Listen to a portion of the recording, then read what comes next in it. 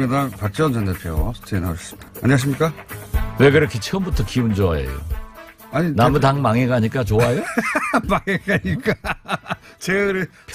평창 올림픽에 태극기 들고 하자고 하니까 좋아요? 그러니까 네. 공장장이 네. 실력 없다고 세상 사람들이 다 얘기하는 거예요. 그건 무식한 안철수나 하는 얘기고 좋아하는 거예요.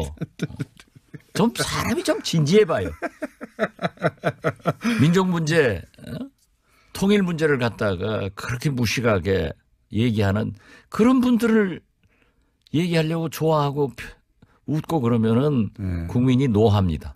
안철수 대표가 이제 평창 올림픽 때 한반도기도 안 되고 인공기도 안 된다 이 말해서 지금 그 말을 하시는 거죠? 그렇죠. 네. 태극기 만들재요. 태극기만. 예. 그러면 인공기도 안 된다는 얘기는 왜 나왔을까요? 무식하니까 그렇죠. 그리고 뭐가 재밌냐면은 네. 북한 인공기가 올라가고 북한 국가가 울린다. 이건요 시상식에는 예. 동시 입장할 때는 한반도 기를 들고 입장하더라도 시상식에는 대한민국 선수가 금메달 따면은 태극기가 애국가가 울려 퍼지고 북한 선수가 금메달 따면은 인공기가 북한 국가가 울려 퍼지는 거예요. 네.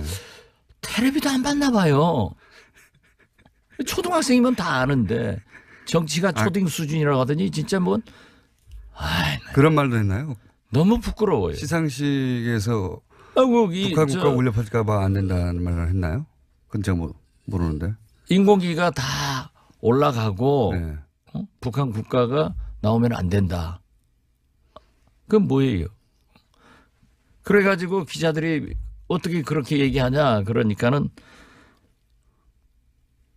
일어날 일을 외교적으로 대처하자는 말이었다. 또 그랬어요. 그런데 그 전에는 또 뭘 물어보면은 영어 알죠? if, 만약 이런 질문을 하면은 정치인들이 만약에 대해서는 답변 안 합니다. 그런데 안철수 대표가 안 일어날 일에 대해서는 대처하지 않는다. 그런데 이건 또 대처를 하는 거예요. 안 일어날 일인데. 예. 그만합시다. 똑같은 사람 되니까. 스스로 먼저 시작해놓고 갑자기 그만하시자고. 아니, 공장장이 싱글벙글하고 나를 이렇게 환영하고 뭐 이상한 거 보니까. 대표님이 먼저 웃었잖아요. 들어오시면서. 그거 안 웃어요, 그럼? 싱글벙글 입이 쫙 이렇게. 제가 그래서 뭐 그렇게 기분이 좋으시냐고 했더니. 자, 그럼 책임 전가는 잘하는만. 요 얘기 여기까지만 하고요. 국민의당이 이제 뭐 하여튼 많은 일들이 있었지만 또 최근에는 더 많은 일들이 있었어요. 당무위에서 전당대회 관련한 여러 가지 규정을 바뀌었다. 이게 어떻게 바뀐 겁니까? 우선 확실히 안철수 대표는 4차 산업혁명의 기수입니다. 전당대회 장소를 4차 산업혁명 시대에 맞게 전국의 23곳에 동시다발로 갖겠다. 예. 그리고 영상으로 사회를 보겠다라고 정했고 예.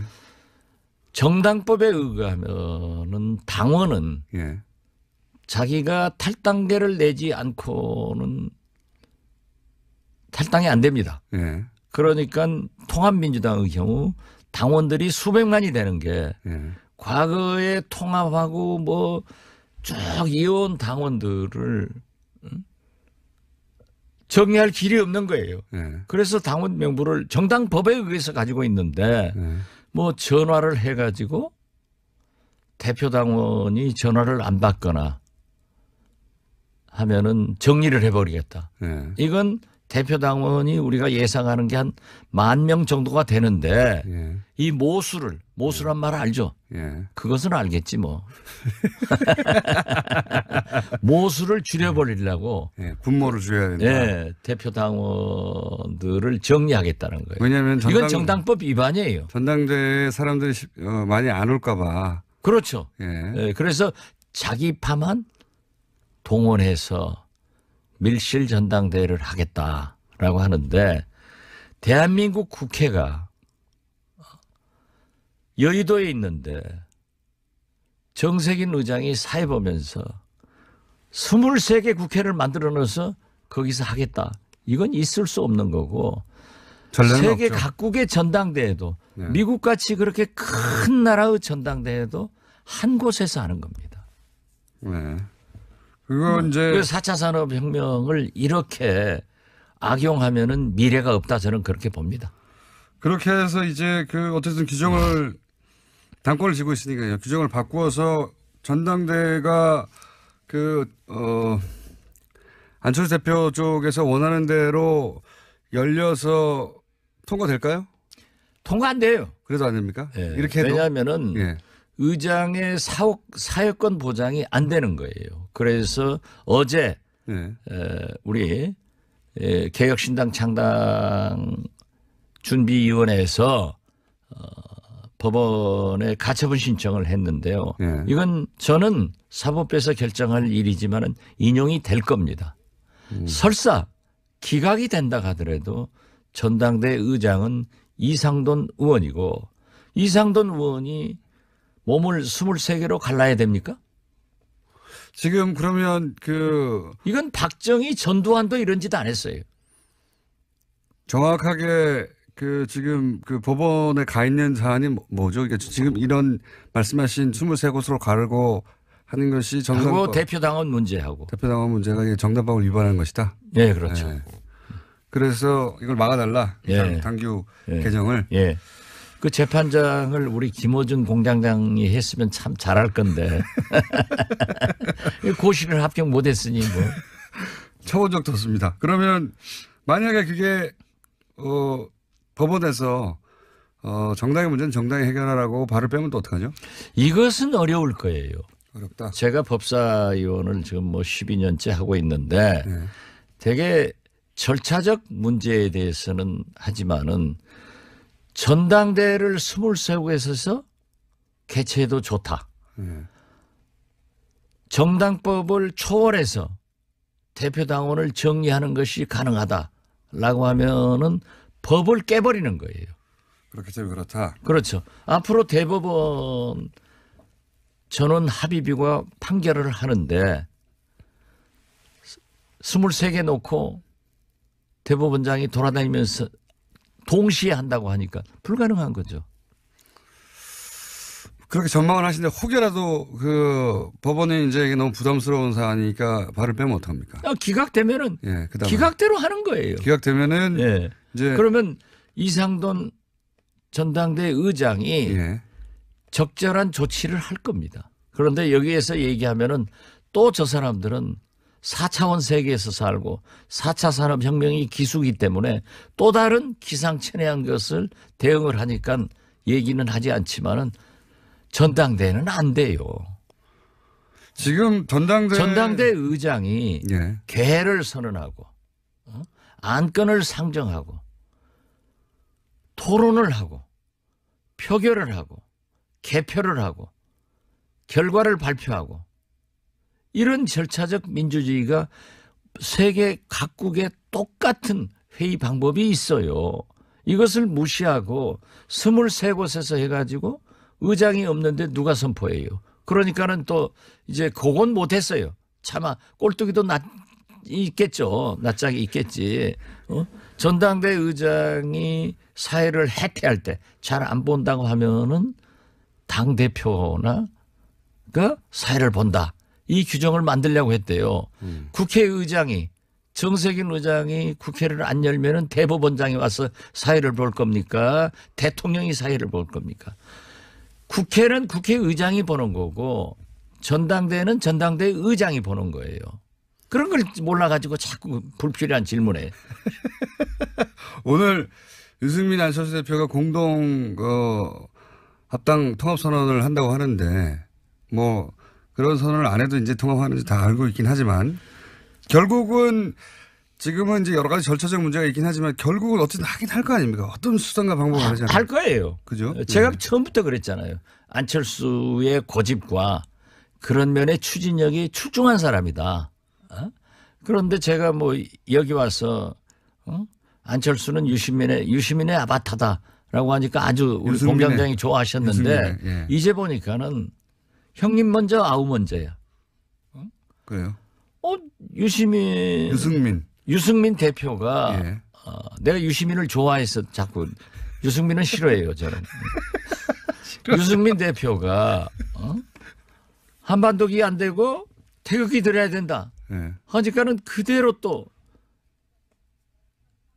유승민 따라하기를 하더라고요. 그러더니 이제 우리 안철수 대표는 한 발 더 나가서 인공기도 안 된다. 네. 그러면 북한 선수가 태극기들로 아라면 오겠어요? 이런 거 보면은 홍한유, 홍준표, 안철수, 유승민은 일란성 새 쌍둥이거나 삼란성 새 쌍둥이다. 이 길로 가기 위해서 통합선언을 하건 무슨 결혼선언을 하건 I don't care. 우리는 관심이 없어요. 우리는 오직 개혁신당 창당의 길로 기치를 들고 어제 전주에서요. 네. 얼마나 뜨거운 열기를 가졌던지 가자.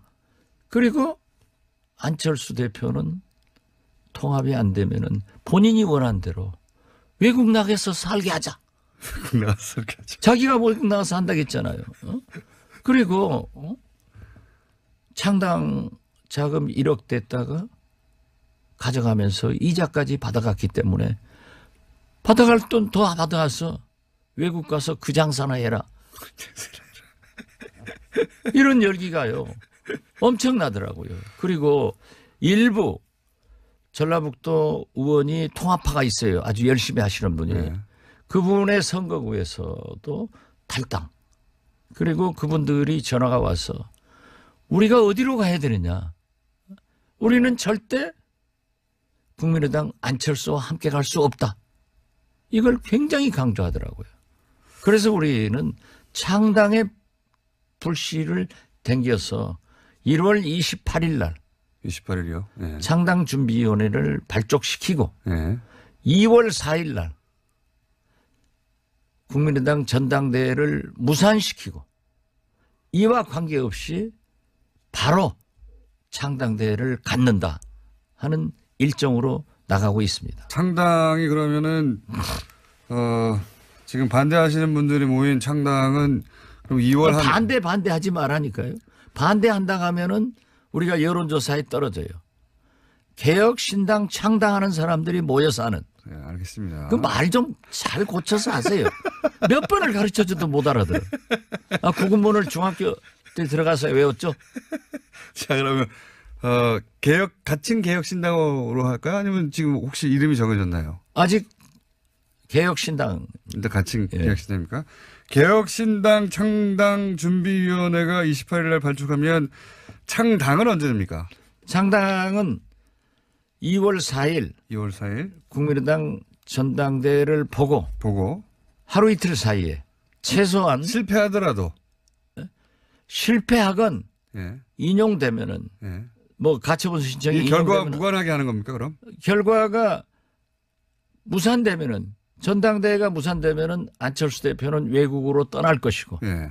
우리는 국민의당을 개혁신당의 이념에 맞게끔 예. 리모델링 한다 이겁니다. 리모델링 할 예. 것이고. 그리고 예.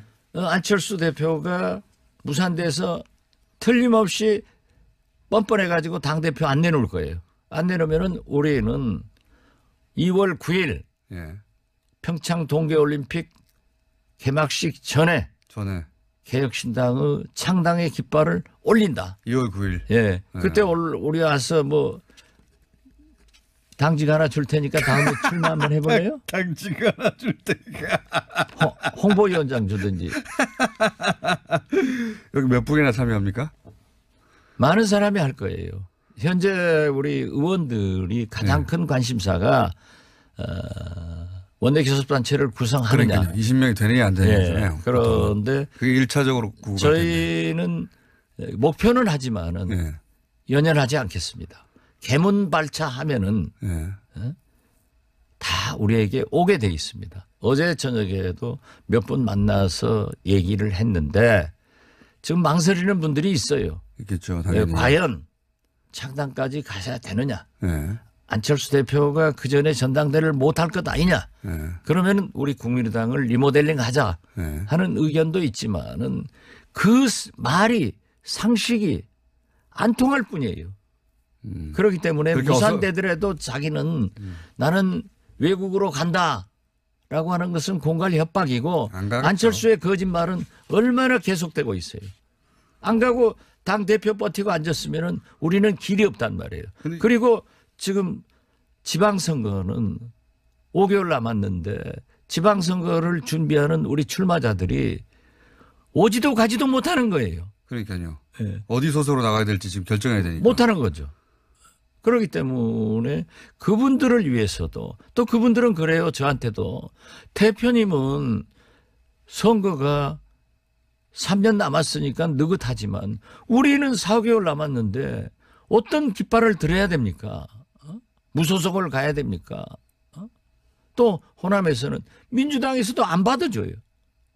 자기들도 이미 짜여 있기 때문에. 네. 그렇기 때문에 시간이 너무 촉박하죠. 모든 게. 모든 게 촉박하죠. 네. 그러니까 그분들을 위해서도 우리가 개혁신당을 창당해야 된다. 그리고 어제 전주의 개혁신당 창당 결의대회는 엄청나게 뜨거웠다.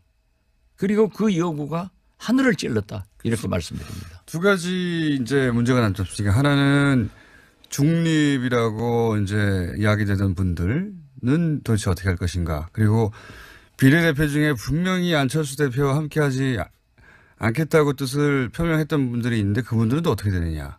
이 창당할 때. 그 문제는 어떻게 되고 있습니까? 중립을 표명, 소위 중재파, 네. 우리 박주선, 네. 김동철, 네. 뭐 황주홍 네. 이런 분들이 계세요. 예. 주승용 의원은 조금 뭐 자기는 통합타에 네. 있겠다. 그건 잘 모르겠어요. 그러나 저는 그분들도 우리에게 오리라고 봅니다. 왜 그렇게 생각하십니까? 그리고 중재파들도 어떤 경우에도 통합은 반대한다. 안철수 대표가 나가라. 그렇기 때문에 우리가 개문발차하면은 나중에 버스에 올라타는 것은 조금 늦더라도 함께 한다. 저는 이렇게 보고 있고요. 또 안철수 대표와 가깝게 지내는 당직을 가지고 있는 의원들도 예. 지금 이런 얘기를 해요. 자기들이 당직을 물러나고 안철수 대표를 비난하지 않은 채 합류할 수 있다. 개혁신당에 참여하겠다. 비례대표는요. 예. 지금 유승민 대표마저도 정치적 합의를 해서 해줘라. 그렇죠. 이런 얘기를 했고 과거에 안철수 대표도 경남 도의원, 부산 기초의원들을 민주당에 요구해서 제명시켜줘서 예. 받아온 적이 있습니다. 국민의당으로 그랬던 적. 자기는 하고 이제 와서는 자기는 못하겠다라고 하지만은 합의위원이 될 겁니다. 결국은 된다고 보십니다. 예. 만약에 예. 우리가 다 가져가 버리면 전당대회를 무산돼 가지고 안철수 대표가 외국으로 가면 모르지만은 여기서 정치한다고 하면은 안철수 대표가 저희들한테 합의위원 해 주시오라고 사정할 날도 온다. 저는 그렇게 보기 때문에 또 만약 이것도 저것도 안 된다고 하더라도 우리가 지역구 의원들로 개문발차를 하면은 민주당 죄송합니다. 국민의당 소속으로 있는 비례대표 의원들이 우리하고 행동을 해버리면 끝나는 거예요. 사실상 원내교섭단체가 된다. 저는 그렇게 봅니다. 이렇게 생각하면 되는 겁니까? 그러니까 만약에 무산이 된다면 전당대회가 굉장히 중요하죠. 전당대회가 만약에 무산된다면 전당대회가 무산되어도 지금 어떻게 했어든 안철수 대표는 그 유승민 대표하고 합당을 해야 되는 거 아닙니까 지금? 그렇지 않으면 정치적으로 갈 길이 없잖아요. 그럴 때 아니 무산되면은 자기는 외국 간다고 그랬어요. 외국 가겠습니까? 그러니까 안 가죠. 안 가죠. 그러니까 거짓말을 한두 번 했어요. 근데 제 말은 그때 합의 이혼이 이루어질 수 있을 것이다. 그러니까 전당대회는 실패했으니까 전당대회 이외에 이제 서로 갈라지는 방법은 서로 조건에 맞춰서 합의 이혼을 깨끗하게 하는 거 아닙니까? 그때 합의 이혼이 될 수 있을 것이다. 그래서 그렇게 예. 과거에는 정치 공학적으로 여러 가지 계산을 했습니다. 그렇지만 지금 21세기 4차 산업혁명 시대에 살고 있는 우리 국민들, 젊은이들은 깨끗한 것을 요구하는 거예요. 그래서 저는 그렇게 주장을 합니다. 제가 나이는 먹었어도 저는 진짜 이 적응력이 빨라요. 엄청나게 받으시죠. 아주. 예. 그렇기 때문에 SNS도 제가 제일 잘하는데 이건 내 홍보. 예. 돈 안 내고 홍보하는 거예요. 그런데 그렇게 정치적 계산을 하는 구정치 하지 말자 이거예요. 우리가 비례대표건 지역구 의원이건 원내 교섭단체가 안 되더라도 깨끗하게 어떻게 홍안유하고 하느냐. 어떻게 평창 동계올림픽을 저렇게 파탄시켜 보려고 하는 반민족적, 반통일적 세력과 정체성이 다른데 할 수 있느냐. 이걸 딱 구분해 가지고 나와서 하면은 나머지 의원들도 다 우리에게 오기 때문에 결국 우리는 보다 큰 적폐 세력의 청산, 보다 큰 개혁을 위해서 우리가 우리의 길을 가자. 안 되는 길에 계산하고 연연하지 말자 하는 것이 안철수의 구정치와 다른 박지원의 새정치입니다. 전당대 무산 그리고 합의위원 이렇게 정도 생각하면 되겠네요. 합의위원 뭐 기대는 하지만은 그 연연할 필요 없어요. 그것도 연할 필요가 없다. 예. 어차피 그게 지지부진할지라도 창당은 그냥 간다. 해서. 창당한다. 그리고 비례대표 의원들은 비록 소속은 국민의당에 있다 하더라도 우리하고 같이 활동을 하기 때문에 우리 의원총회 오기 때문에 우리하고 같이 표결에 참여를 하기 때문에 실질적인 원내교섭단체 활동을 할 수 있고 지금 가장 큰 문제는 말이죠. 홍한유 이 꼬마당 유승민 대표와 우리가 신당을 창당하면은 꼬마당 안철수 대표가 꼬마 합쳐놓으면은 거대 야당 홍준표 당이 되는데 앞으로 문재인 대통령은 국회에서 국회 선진화법에 의해서 개혁 법안도 통과되지 않고 잡히지만은 그래도 MB 그 어제 말이 되는 얘기를 하는 거예요? 여기까지만 하죠. 왜 한마디로 논평하면 어떻습니까? 어제? 예. 제2의 전두환이죠. 전두환은 골목 성명. 네. MB는 서재 성명. 3분 있고 들어가요? 자기가 깨끗해요? 가만히 기다려도 불러요. 가만히 기다려도 불러요. 다스가 누구 건지 나오잖아요. 김주성 국정원 기조실장이 불잖아요. 김우중 부속실장이 불잖아요. 유용. 예. 김희중이죠? 부속실장 김희중이고요. 네, 김희중이. 김희중 부속실장이 저축은행 관계로 감옥에 갔어요. 예. 아무런 보살핌이 없었어요. 그 옥중에 있을 때 김희중 부속실장의 부인이 예. 사망을 했어. 잡고 있어. 예. 아무런 조의 표시도 안 하니까 그 나름대로 뭐가 있는 거예요. 그렇기 때문에 나는 말이죠. 저도 대북송금 특검의 고초를 겪어봤지만은 아니 MB 정부 때처럼 같이 함께 있던 사람들이 가서 줄줄줄줄 불어대는 사람 나 처음 봤어. 역시 아버지 보면 아들을 알고 그 대통령 보면 그 부하들을 알겠어. 이게 말이 돼요? 기조실장이 내가 대통령 만나서 이거 저 상납 받으면 안 된다라고 얘기했다고 불었잖아요. 예.